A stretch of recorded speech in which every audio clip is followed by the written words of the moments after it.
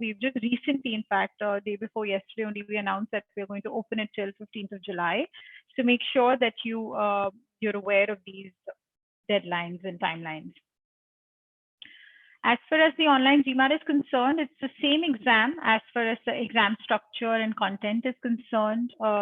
There is no change in your preparation as such. There's going to be quant, verbal, and IR, except for the AWA section, which is the essay writing section. That's not there in the online GMAT. At the test center, when you take the test, all 4 sections will be there. So just to let you know, what we're talking about here today at length is the online GMAT. Otherwise, at the test center, if you book the GMAT, it's going to be the same old, method where you had all 4 sections and you had a section order flexibility, etc. So all of that still holds true. It's just the online GMAT has gone through some changes. Speaking about what are the changes, let me take you through in some detail. Like I said, no AWA section is there, and the section order is fixed in the online GMAT. That means you have to give quant first, then verbal, and then IR. The scores are valid for 5 years. That's something that remains consistent. Even if you take it at the test center or at home, your scores will be valid for 5 years.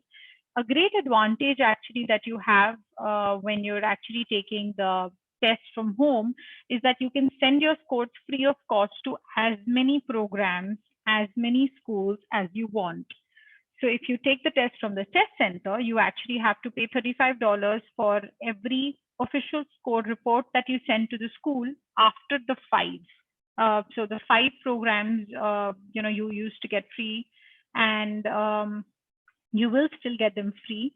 But after 5, you needed to pay, $35 per program to be for your score to be sent to that particular program. But in online GMAT, you have that all free of cost. Another change that we have made is that it's about the breaks. So if you actually take the GMAT at the test center, there are 8-minute optional breaks, and you do get a break between quant and verbal as well. But in this online GMAT, you don't get a break between quant and verbal. After quant, there is verbal. Only then you get a break before IR. So there's just 1 optional break, whereas at the test center, you get 2 optional breaks. So that's another change in the online GMAT. And there is a built-in whiteboard. So this is one of the changes that have been discussed at length, actually, at many forums. And I'm happy to actually answer all questions that you might have towards the end. But what I want to clarify here is that you will have an online whiteboard for practice, which is a scratch pad. And you can make all your notes, etc., and do all the practice on that particular scratch pad. So there's no physical scratch pad available right now for the online GMAT. Obviously, at the test center, you will be given a scratch pad. So at the test center, like I said, everything remains the same as it was. In the online GMAT, there are these changes for security reasons that we had to introduce to the format of the exam. No repeat testing is allowed in the online GMAT. That means if you take the test once, that's about it. You cannot take the online GMAT again unless there is some issue. So for example, if your system was hung, or due to some reason the power got cut suddenly for a really long time, you did not have power, or your internet went away for minutes, together, not just like 1 or 2 minutes, but minutes together, or maybe hours as well, then you will be given an option to take the GMAT, online GMAT again. But otherwise, in a normal circumstance, you cannot repeat taking the online GMAT. Also, you usually, I'm sure you're aware that you can take the GMAT 5 times in a year and 8 times in a lifetime. This particular online attempt is an additional attempt, which is in addition to all of those 5 and 8 attempts that you get in a lifetime. Speaking about the structure of the exam, like I said, as far as preparation is concerned, it remains the same because your total score is comprised of quant and verbal. Your IR was always an additional data point. Even your AWA is an additional data point that a school used to get. But in online GMAT, they're not going to get your AWA score. They'll only get your official score, which is your quant and verbal, and your IR score. And there are many questions that we get on whether schools are comfortable with that or not. I'd just like to clarify that we have actually gotten, obviously we have got approvals from all the schools, and most In fact, all the schools are very welcome at the change that we made, the fact that we made an online test available in no time when we were all hit by a crisis like this. So they would be more than happy to accept your online GMAT and are treating them at par. The score that you will be submitting of the online GMAT will be treated at par with the GMAT test center score. So you don't have to worry on whether, which score will get more preferential treatment at all scores, whether of GMAT, whether sitting at home or at test center, will be treated similarly. So that's about the exam structure. A few things that you need to know about the online GMAT. Like I said, it's a $200 test. You can register from MBA.com. Just go to my account, and the first test that you'll see is the online one. You will also have actually an option to book the test at the test center, but that's the next option that you'll see. So now you have both options depending on which city you're residing in India. Also, appointment slots are available. So that's not a problem with the online GMAT at all. And like I said, the scores are valid for 5 years. So if now you're getting enough time, since there is no distraction, you're not stepping out of home, you're all, preparing either for GMAT, or you're otherwise preparing for, some other upskilling course, etc. But this is an ideal time to actually prepare for your career and give it a good jump, especially when the economy is not doing so great. We all are reading about job cuts and salary cuts, etc. So this, I believe, is the time to actually invest in your careers and invest in education. And I'm sure Alok is going to talk more about it, but you should take the score and bank it, because 5 years you can actually use the score to go into any college of your choice. Speaking about registration, you can obviously register on MBA.com. Like I said, you will see the online test first, and you can just book an appointment there. And the check-in actually takes about 15 minutes. What you'll see is a system test will be run, and OnView software is the Pearson VUE software that we're using for the online GMAT. And once your pre-checking of your photo ID and your face photo, etc., is all done, you'll be expected to take photos of your workspace wherever you're actually going to sit and take the test.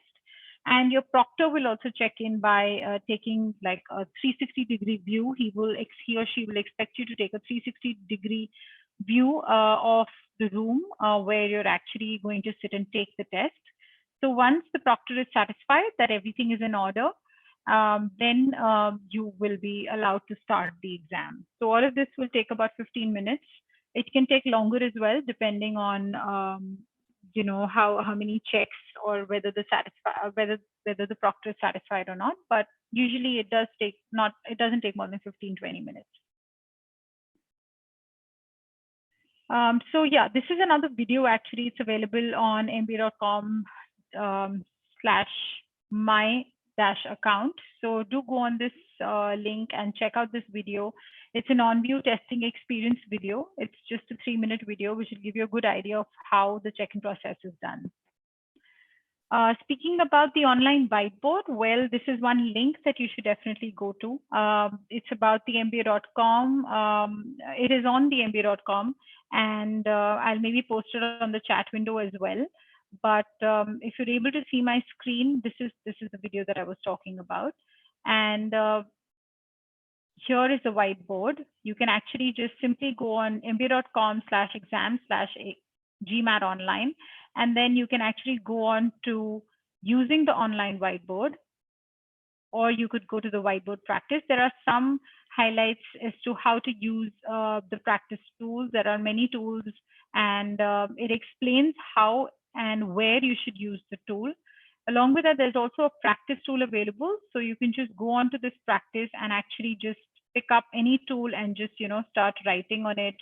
And you can use the text one as well. So it's pretty easy to use. And once you practice well, it very much works like the paint function. You'll be able to get a good hang of the questions. Going back to our deck. Next, talking about some security features. So there are obviously some worries about, we're taking the test from home. So is the test secure? Is it, does it ensure that there's fairness to the test? And I must tell you that is priority for us as an organization. So GMAC is very particular in maintaining the integrity of the test, and that is why certain features like the online whiteboard were introduced, and certain features like the human proctoring, etc., and all the security checks are all done to make sure that the exam is as secure as can be, and we don't compromise the integrity of the test. So you don't have to worry on that, and make sure that you just adhere to all the guidelines and listen to the proctor and move on with the test. Speaking about sending your scores, like I said, you can send to as many programs to make sure if you're taking the online GMAT, you use this feature of sending your score to as many programs as you can.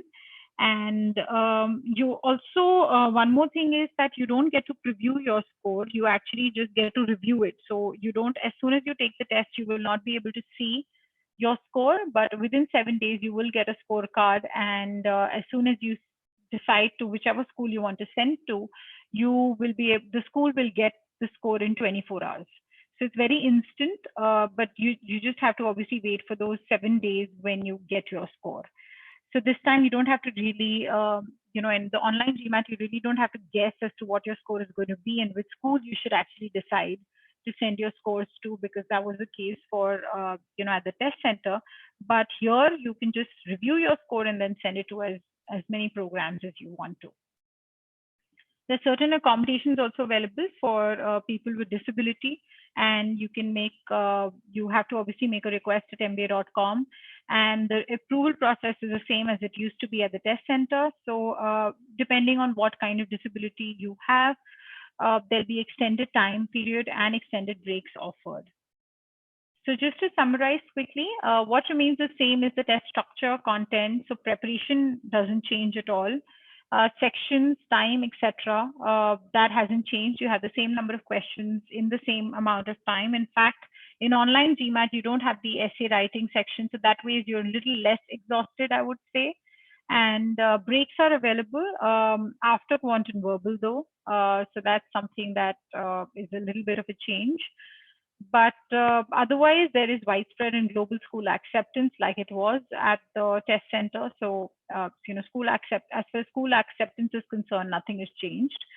What has changed a little is it's a shorter test, which is, I think, a very positive change. And what you also have is that the score is available in 7 days and you don't have it immediately. Like I said, an online whiteboard, I understand, is a big change for some people who are, used to practicing on the scratch pad next to them, and they would like more hands-on rough work. But I would say that with online whiteboard also, what we've gotten from candidates who've taken the test is that it's doable. They've said that, this is not something that they were actually very nervous and anxious before. But when they actually practiced for a good 2 weeks on it, they were very comfortable with the online whiteboard. In fact, to some extent, few candidates also said that it's less of a distraction because you continue to look at the screen itself for the question and the rough work. You don't have to literally go back and forth onto your rough and see whether you've noted the equation right from the question or not. So there are actually some advantages that you might have when you're using the online whiteboard. Some common questions that we're getting is that if the test center is open and accessible, what do I do? Then we suggest you can actually book your test at the test center itself. And the appointments cannot be transferred, though. It's not that if you've booked the test at the test center, you cannot take the online GMAT. You will have to cancel it. You can't just transfer your appointment. You can obviously take both, but you will have to, in case you want to transfer to your online GMAT, you will have to cancel at a test center and then, then book maybe a fresh appointment. And you cannot do a vice versa transfer as well. So make sure you make note of that. And as far as system and workspace requirements is concerned, you cannot take the test on an iPad or a phone. So it can only be taken on a laptop or a computer. You cannot also use a hotspot. So this is another question that I get very often, is that can I use a mobile hotspot to take the test? No, you cannot. It's not allowed. In fact, you should not ideally have your phones close to you at all during the test. And you have to put on your webcam throughout. It has to be on so that the proctor can view you throughout the test. And there are no phones or smartwatches. And like I said, no external devices, no external pens. Some people have asked, if I have a touch screen, can I use a stylus on the touch screen to do the rough work? No, nothing of that sort is allowed. No external devices are allowed. Moving on, the scoring methodology is exactly the same as it used to be. So that means that there's no change in the scoring of GMAT, and your official prep material remains the same. Very soon, by next week, we should also have the whiteboard now aligned to the mock test. Now, when you take a mock official test, you will have a whiteboard also with it so that you can practice along on the whiteboard. So that will be implemented by very soon. As far as the scratchpad is concerned, please make sure you practice enough on the whiteboard, and you will be able to, crack the test. There were some questions which we get very often on connectivity and support. So there is some resilience built into the system. So if your power cut or your internet goes away for 1 or 2 minutes, the test will resume from the same time and from the same question as you had left. So you don't have to worry. So there is some little bit of resilience built into the system. However, if it goes for a really long time, then obviously then there'll be an issue and you will have to take the test again. We're not very sure if the test will be recoverable in that case or not. But if it's just a 1 or 2 minutes, a very small time that your internet or your power goes, then you don't have to worry at all. Your answers will be stored and you can resume from the same time as you left. This is the bar graph that you see. The bar actually that you see on the screen below is of how it looks like. So you will have a recording and you will have to get used to the fact that, you'll have to see your screen, yourself on the screen all the time. But you can obviously shift it on a side of the screen so that it doesn't distract you. You can in fact move it. So make sure you do that in case it distracts you. And chat window is always open. So in case you're facing some issues, so you can obviously just quickly chat and put that down, and the customer care support will get back to you ASAP. And the whiteboard obviously is another icon that's all the time available for all questions. So for verbal as well as quant, so just make sure that you use it. These are some important links that I wanted to share with you, especially this one, which is on the FAQs. So here are some FAQs that we've made on the online GMAT, and I will actually quickly also add it in the chat box here so that everyone has access to it. I hope you did get it. Can someone confirm? Great. So speaking about some multiple opportunities that you will have post taking the GMAT, here are some opportunities for undergraduates because there are some STEM programs, some deferred programs. Deferred programs is when you actually, while you're in college, you can actually just secure admission and then work for 2 years and then get into the college and start your course. So these are deferred programs, really popular ones in India as well as abroad. And you have for example, your ISB YLP program is it's a really good program in India through which you can get into ISB PGP. So the end class remains the same. The deferred is just a route to get into that college and the course. So I think you should make use of it in case you're still in college. There are also some MIM programs, business masters programs across Europe. There is HEC Paris, London Business School, University of St. Gallen. They have like top class MIM programs, which you have access to if you have lesser work experience, say 1 year or 2 years, or maybe with no experience at all as well. So these are those programs. And then there are also some full-time flagship programs in India which accept the GMAT. This is just a very small list. I'll maybe share a longer list with you in future in further slides. These are some STEM Masters programs, so I'll just pause for 30 seconds on few of the slides which I show right now, so that everyone can make note of these colleges and these programs which are accepting GMAT.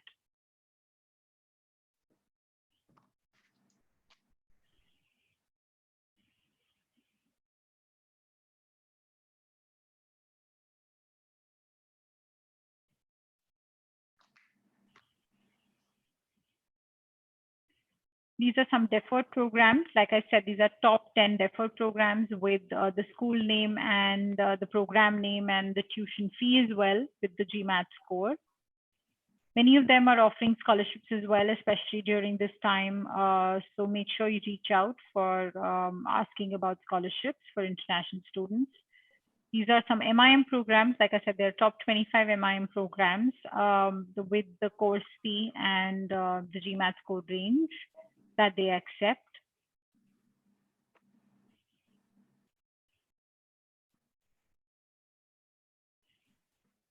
Here's some MBA schools with fee and GMAT score details.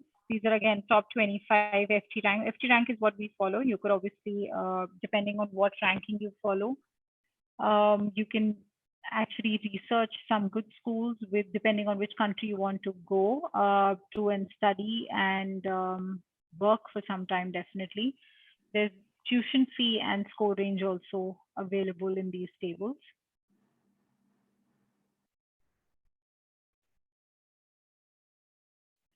Then there are these programs in India. There are about 100 plus B schools which accept the GMAT in India, as GMAT is a AICTE ratified test. So there are top B schools that accept GMAT in India, be it ISB, SP Jain, Great Lakes Institute of Management, IMT Ghaziabad, IMI Delhi, BITS Pilani, Tejas Samaya, XIMB, which is Xavier's College, Bhubaneswar. Then there's Lal Bahadur Institute of Management. These are some really good in Shulek also. They have a branch here as well in Hyderabad. Otherwise, it's a Canadian school. So these are some leading Indian B schools that accept GMAT for their full-time PGDM programs. I'm not talking about executive programs here. I'm talking about PGDM programs. So make sure you're aware that even if you don't have much work experience, you can actually get a chance to get into these schools through GMAT.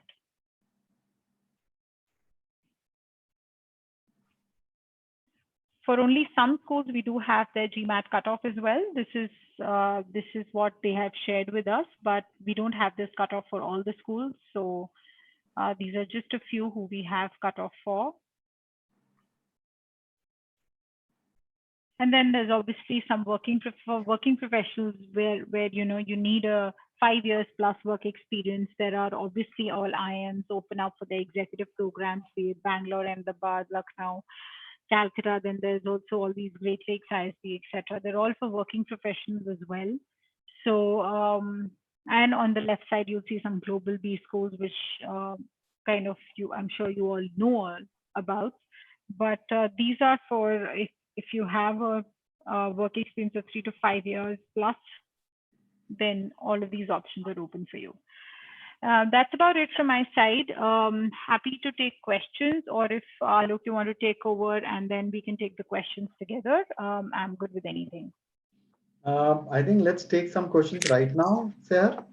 Rajiv, if you agree, otherwise I think we can take some questions now. Otherwise, I can continue talking. Sir, you start first, and then we'll take the questions at the end because this is going YouTube, right? Yeah. Sounds good. Sounds good. Wonderful. Sounds good. So, Sir, can I shut down your slide? Absolutely.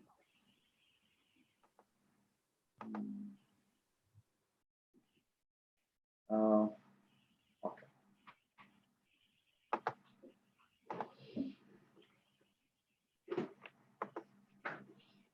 Hi, everyone. I think SEHAR from GMAC gave us a very great update about what is happening in terms of online GMAT. People have a lot of apprehensions about GMAT. People talk about, should I appear for online GMAT? Should I wait? for the pandemic to get over, which is unlikely. And then people always say that, okay, when is the center going to open up? And my deadlines are approaching. I have to submit my GMAT scores. So I think it's a great idea to appear for online GMAT right now. Don't wait for the centers to open up, but then that option exists with you. There are advantages in terms of the pricing, in terms of the scores being sent kind of free to colleges in case you appear for online GMAT. So that's what you can explore. But having said that, there are questions whenever we talk to students. There are questions about I am wanting to make it to an Ivy League institution in the US, or I am looking at a top level institution in Europe or probably in India. How should I go about this entire process?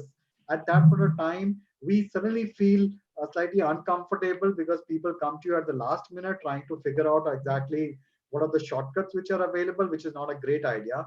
So to people, I would just say that, okay, let's understand the number one myth people have is that US universities, okay, or international universities are asking for 3 years, 4 years of graduation. That's a big myth people have. So my first statement there, guys, is please go to university websites and you'll be surprised to figure out that they are accepting graduate students from India and other places of the world where the graduation is actually available only for 3 years. I'll quote Harvard Business School on their website clearly says international applicants, Harvard University or Harvard Business School accepts applicants who are undergraduates who have completed 4 years of graduation. However, in case your country has a 3 years of graduation, you are most welcome to apply and we would consider. Also, from Indian students' perspective, they clearly spell out the names of colleges from where people are joining Harvard University each year. So, and they name Delhi University colleges, they name Mumbai University colleges. There is a big list of around 150 colleges which are mentioned. So if you think that 4 years of graduation is a must for getting into a top level business school in the world, you're absolutely wrong. Okay, don't wait. And so that's a perception I wanted to break. Yale, Sehar actually presented a slide which I think is very good, which talks about deferred MBA programs, which also talked about MIM programs. And somebody, I think Pooja here was asking about looking at MIM sheet again. But the point I wanted to make here is, guys, there are amazing opportunities which are existing today, not because of pandemic, but let's understand the demographic profile of an Indian today. 50% of our population is below 25 years of age. People world over have grown old. They need managers to come in. Why do you think the business schools are suddenly welcoming students who are recent graduates or fresh graduates out of college to join them? Why do you think that some 5 years back there was only one program by Harvard, which was a 2+2 kind of a program, but now you have multiple programs? Even Wharton has launched a program which is called an Advanced Access program, which is a deferred MBA program for recent graduates. Similarly, Chicago Booth has a program. Yale has a program which is called a Silver Scholars program, wherein, let me explain in detail. So if I'm completing my graduation in 2021, I need to apply for Harvard Business School's 2+2 program, typically by 9th April 2021, for a batch which is going to begin in 2023, which means I'll get a confirmed admit in 2021 and I'll have to work for 2 years, but my seat is secure and they're offering a lot of scholarships. Similarly, Wharton has a program, Chicago Booth has a program, but Yale has a program which is called Silver Scholars program. And I'm breaking a myth about experience as well as I'm talking about 4 years of graduation, guys. So Yale has a program which is called Silver Scholars program, wherein if you're a graduating student of 2021, you can join Yale School of Management in 2021. 1 year you work with them, study with them as an MBA program. You study with them for 1 year, 2021 to 22, you study with them. 22 to 23, you do an internship in the marketplace, which is kind of facilitated by Yale University. 2023 to 24, you come back again to them. You complete your studies in 3 years' time with 1 year of internship. You graduate with an MBA degree. So the second myth people have is, should I now wait for 2 years or 4 years of experience in the marketplace and then do an MBA, or should I do my MBA right now? And this is a big myth, a big questions people keep asking about. I did a seminar sometime back with some students here, and they were asking me, MIM is bad, so should I not look at MBA? Okay, so should I look at an experience? So MIM is typically a program which is for people with less than 2 years of experience or 0 to 2 years of experience. MBA is largely for people with more than 2 years of experience, which is as per the Bologna Accord. But having said that, if I am a graduating student for 2021, I would like to get it. If Harvard gives me an opportunity, or if ESSEC Business School gives me an opportunity, or St. Gallen's or INSEAD gives me an opportunity to join them immediately after my graduation, I would jolly well do that. Because please also understand, because of the pandemic, the graph is the economy is likely to follow a V curve, which means we are going down steadily, or we have gone down steadily, or very fast, very steep curve we followed. But when we recover from this economy, we would also follow a steep curve. So why I said it is an amazing time world over, you would suddenly find people who are being attrited, who are graduating, would suddenly jump and grab the seats at premier business schools in the world, because they know when the economy comes back, they would be the ones who would ride the curve and get glorified jobs in the world. So that's an amazing option. Now, the next question people ask us, and I'm trying to preempt that, and we would take questions later on, Rajiv and Sir, is should I do an MIM? What is an MIM program? MIM program, and Sarah talked about, and I wanted to show that, but she did that, is an FT rankings, is supposedly the most authentic ranking, which is a Financial Times ranking. You can actually type ftrankings.com and you can get a list of MIM colleges and you get a rank. We all die to get a CAT exam. We all die to get into an Indian college. Okay, and we look at IIM Ahmedabad. If you look at that list, guys, you will be amazed to find IIM Ahmedabad ranking between, I think, 18th or 21st. I'm not very sure about that. Just check it out. But that's the low ranking we are talking about. But can you get into a premium #1 college like University of St. Gallen's in Switzerland? Or can you get into a London Business School? Or can you get into a National University of Singapore? Or can you get into ESSEC Business School or in SEAD in France or Singapore? These options exist. So coming back, MIM versus MBA. MIM is with less than 2 years of experience. Does it hold value? Yes. If you are, as of now, coming out of, if you are graduating from an IM, it is a PGP program, right? It's a PGP, and now some of them are offering a degree, which is an MBA degree.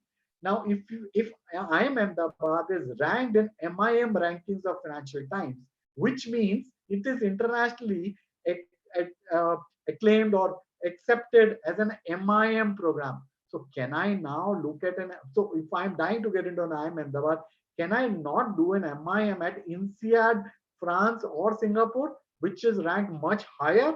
Absolutely. So in terms of repute, guys, there is no problem. This year, my student has got into INSEAD.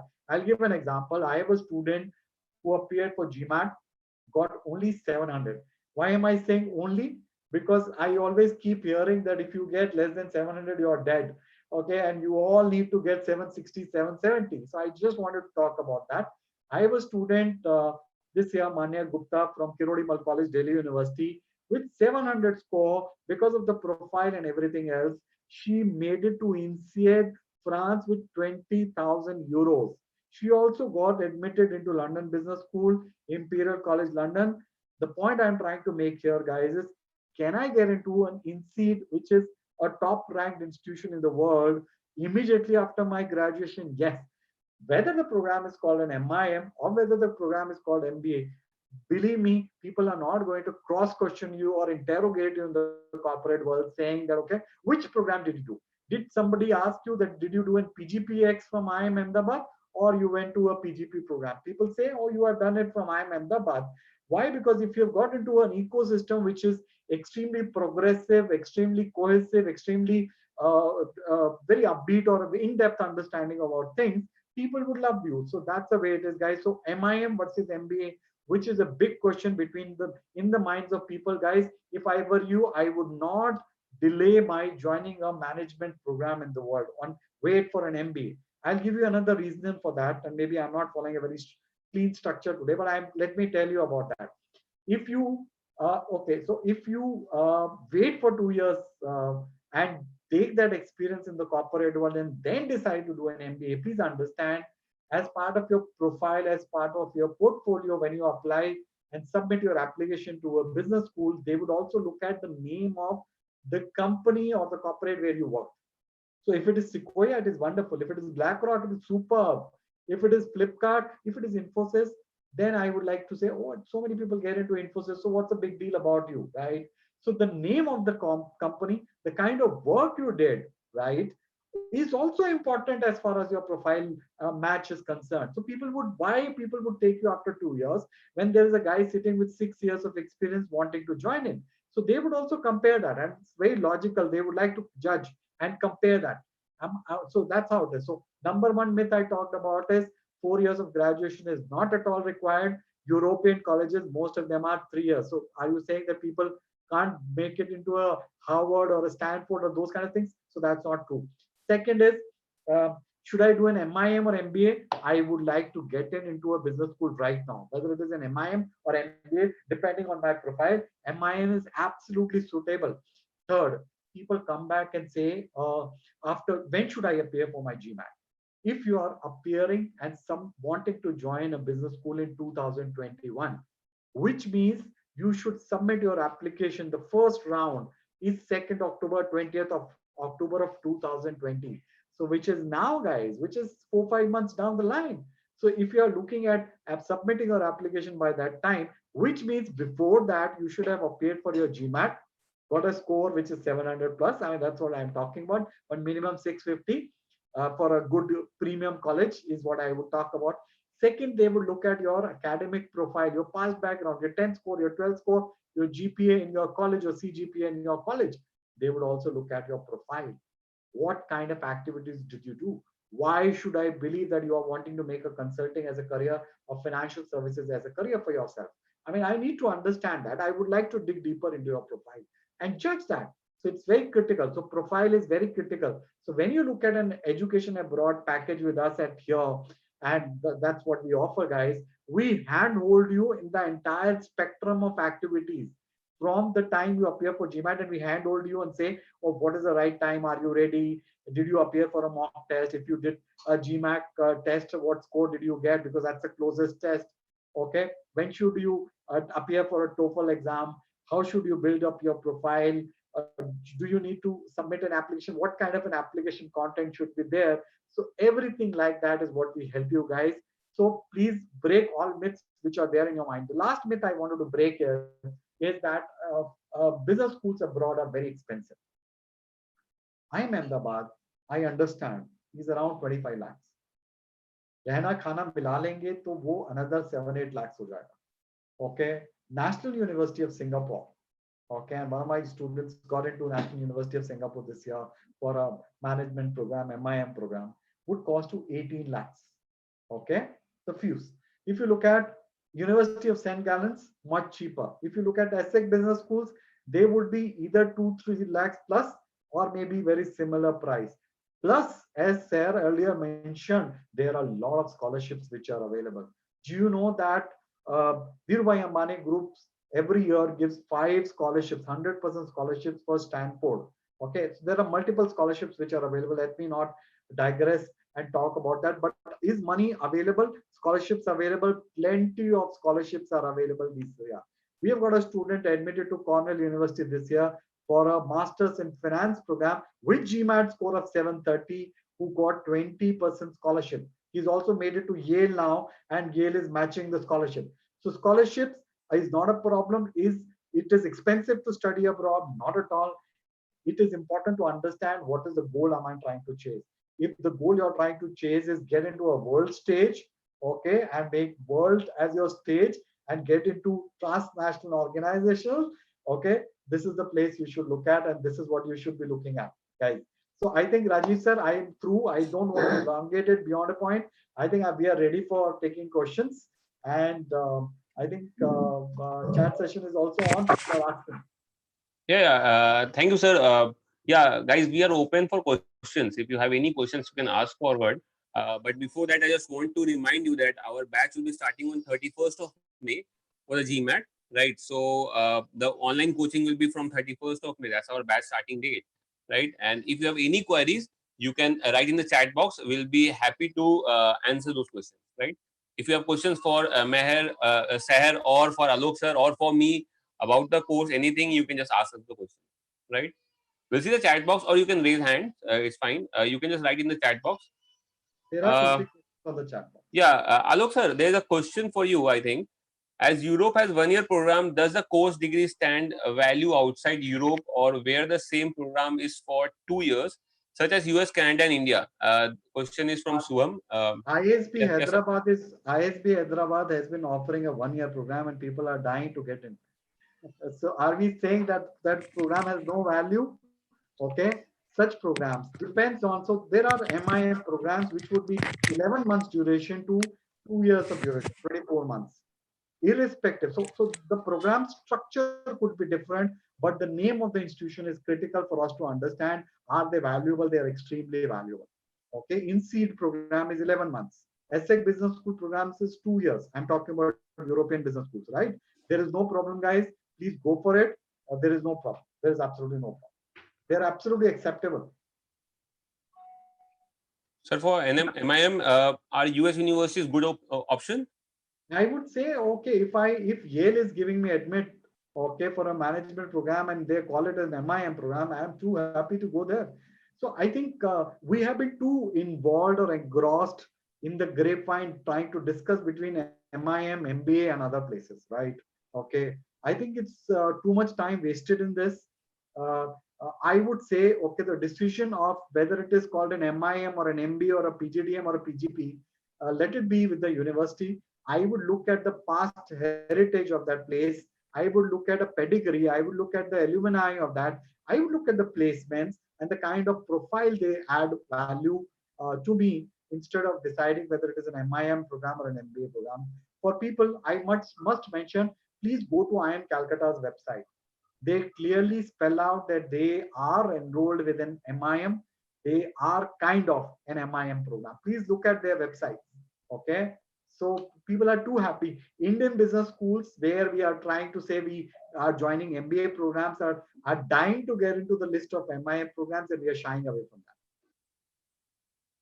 that. Seher, there's 2 questions for you. That is, one is, ma'am, as you said, we have to Sure, work on a virtual notepad. Yeah. I read it. It's a long Okay. question. So Poojan has asked if, the virtual notepad is obviously something that she's not comfortable with, and the equations get clumsy and it takes more time, etc. Unless someone has a digital pen. So just to clarify, like I said earlier as well, there is no digital pen allowed.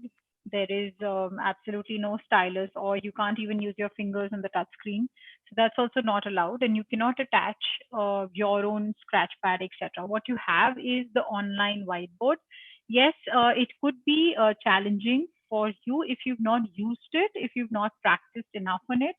But I can tell you from even the testimonials that we've been getting from lots of candidates who've taken the test is that after about a week or 2 weeks of practice, they feel very comfortable with using the online scratchpad.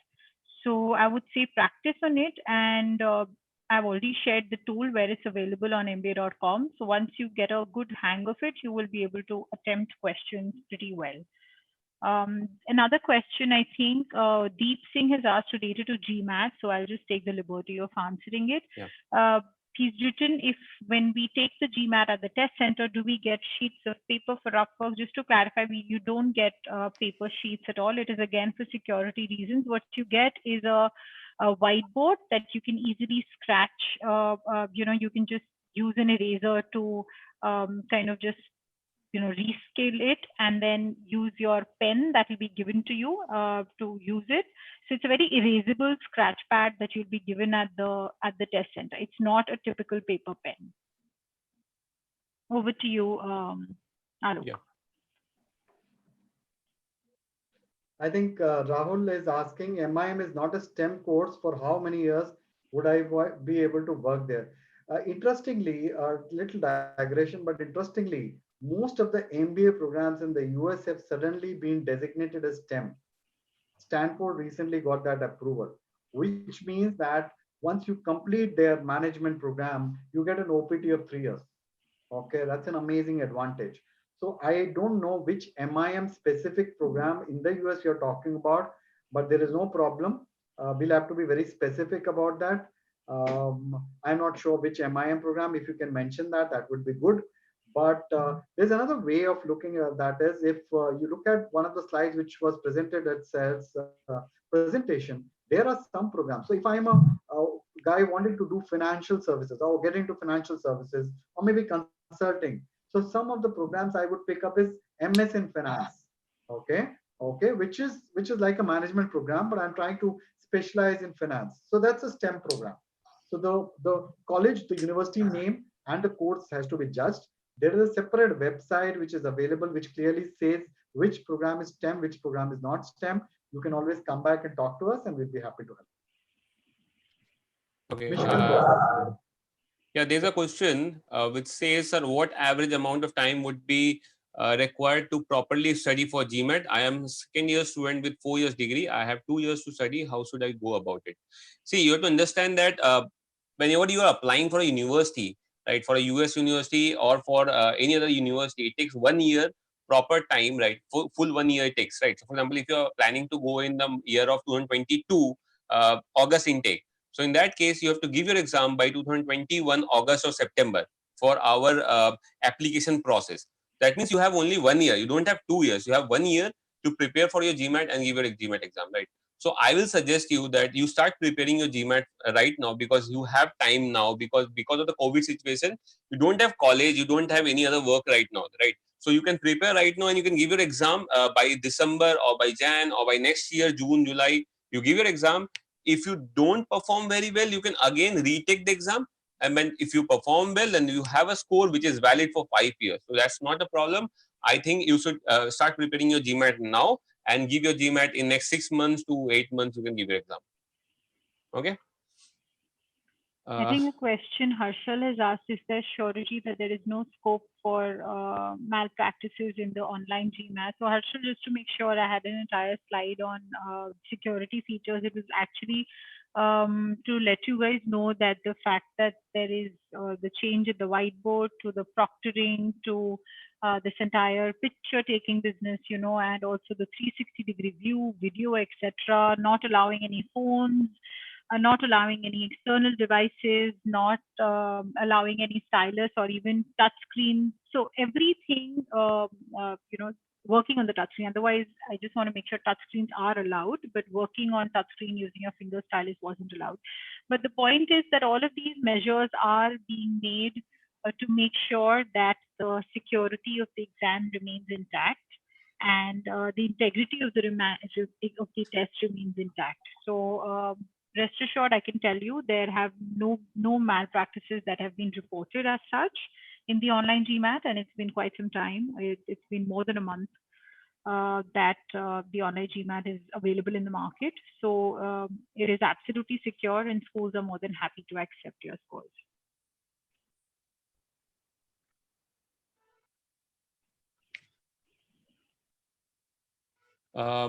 Okay, Alok sir, there is a question for you.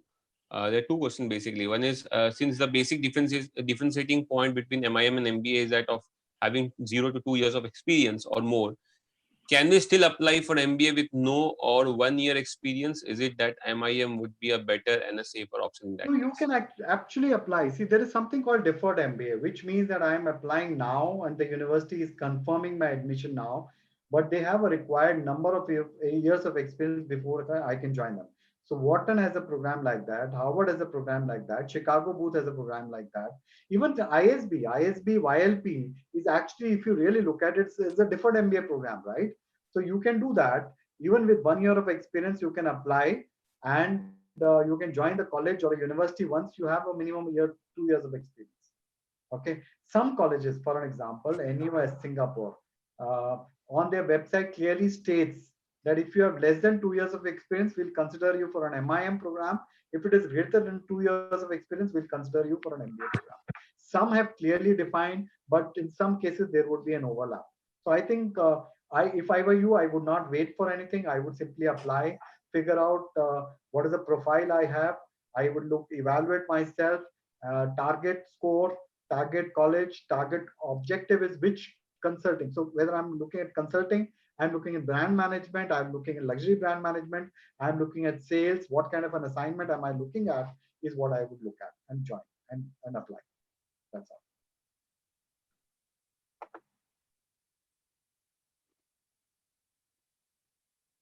I think Aviral had a question.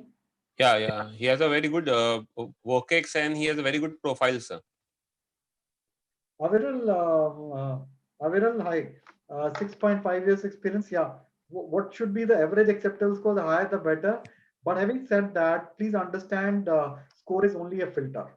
Okay, we all die to get 760, 770, and I gave you enough examples. In fact, I have an admit at Harvard at 660, which is also available. So please also understand, score is only a filter. There is an entire spectrum of activities which you're talking about. So when I look at your application as a university, I would look at the entire set of activities or a package which should be interesting for me instead of only one score. But having your straight answer is minimum 700 is what you should be looking at if you have 6.5 years of experience, because I mean, with your background, you should look at LBS INSEAD SET Business School. You should look at 730, 740.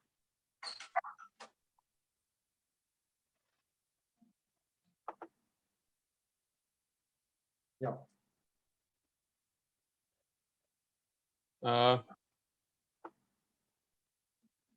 Hello, There's a sir. question for you, online yeah. coaching. Where, sir? Simran is asking you about online coaching for GMAT preparation is as good as conducted offline. Yeah, it's exactly the same. I think it's much better now. Why? Because see, one is that you get live lectures, right? So you have nearly 6 hours of live lectures. You can directly ask your questions there, and then you also have, like we have a Telegram group where we can post questions, and the faculty would be there. He can solve those questions. Now, what happens in a classroom program? In a classroom program, after giving the lecture, the faculty is gone, right? And if you have understood at that time, it's okay. Otherwise, what happens is that lecture is gone for you. But for the live program, after giving the lecture, after completing one session, like for example, if I complete a percentage ka lecture, right? So after completing that session will be uploaded in your portal. So you can access your portal. You can again go through the lecture again. You can stop and play, and you can understand each and every concept, right? So live lecture, I think, is the next big thing that would be happening, because everyone is shifting to that thing only, right? So you have seen many firms which are shifting to the online business. That's the main reason, because people are loving it. We have also our students. You can ask to them also. So people are loving live lectures. So I don't think there's any difference in that case, right? I take the question from Ishan. I'm an undergraduate student from PDP. He's talking about Canada. See, it is not necessary to have 2 years of experience for getting into Canada. 4 years of graduation is good enough, but depends on college to college. If you're looking at Rotman, they would expect you to have 2 years of experience. York Schulich, which is Schulich Business School, they have some programs where they'll accept you without any experience, but there are some programs they would require you to have a prior experience of 2 years or more. So how do you know which program is better? That's where people like us come handy to you. And you can also look at rankings, which are FT rankings and other rankings which are available. Over to you, Rajiv. Okay, there's a question. Sir, can we apply now for the May 31st session? Yes, you can apply. The session starts on 31st May. So you can call one of the counselors, or our counselors will be calling you, and then you can talk to them directly, and then you can enroll for our classes, which is starting on 31st of May.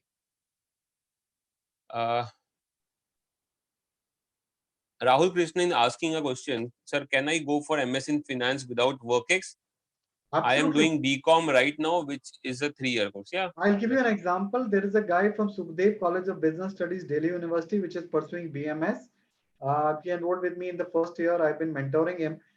He's graduating in 2020. We applied last year. He has got into MS in Finance at Cornell University with scholarship. He has got into MS Masters in Asset Management at Yale University. He has got into MS in Finance at Imperial College London. So you can very well apply. There are too many colleges which are available. Last year, there was a BCom honors student from SRCC. She got into John Hopkins MS in Finance with 100% scholarship. The first guy, GMAT score 730. The second girl, I'm talking about SRCC, GMAT score 690. So absolutely, you can go. Absolutely.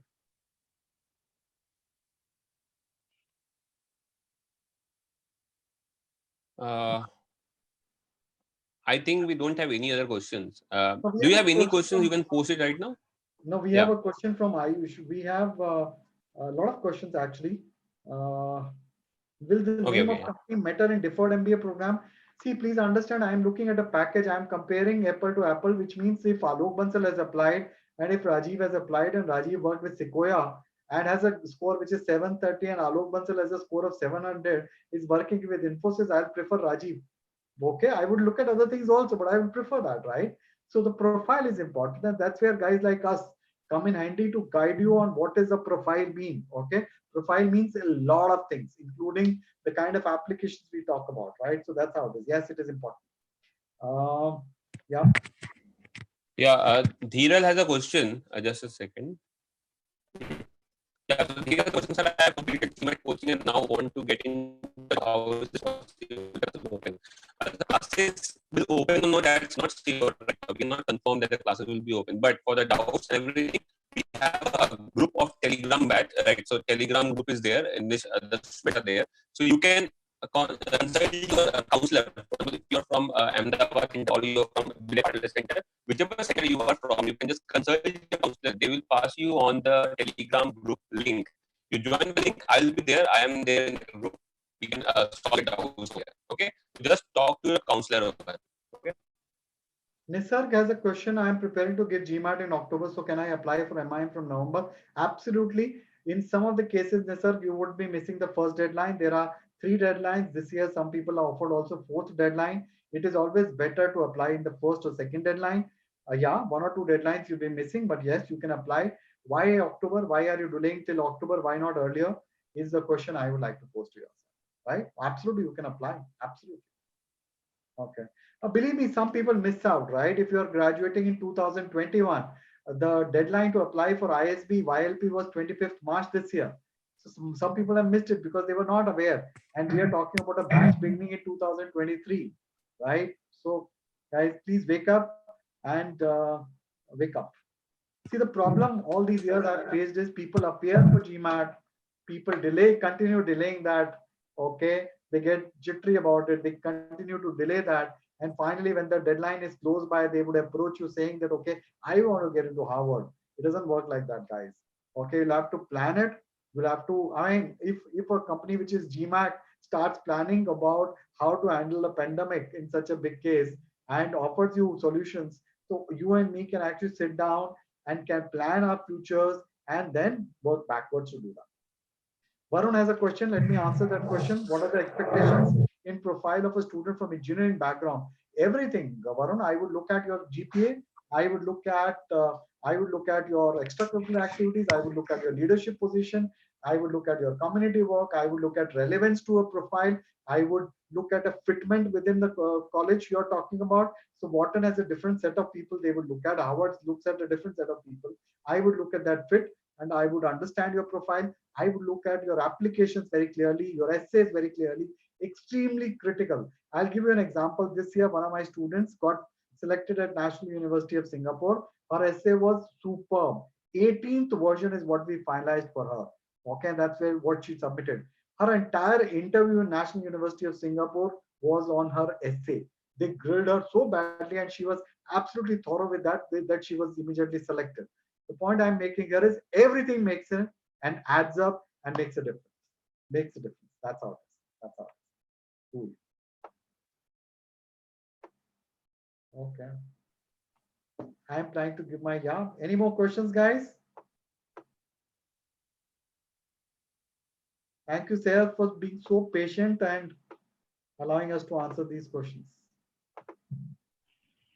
No problem. Thank you so much, everyone, for participating in this webinar. Hope you all are safe and taking care of yourself. All the best to you guys. Like I said, online GMAT is obviously an option that is available to everyone, but do check if any of your test centers close to you are open and you're more comfortable taking it at the test center. just check mba.com and look up for your closest center.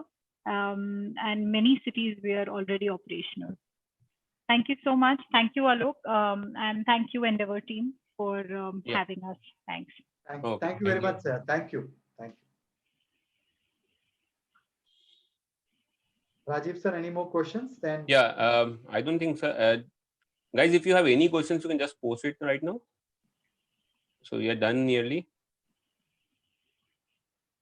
Guys, I just wanted to tell everyone that there is an EA service which is available, which is a consulting service which is available. You'll have to get in touch with us, Rajiv sir,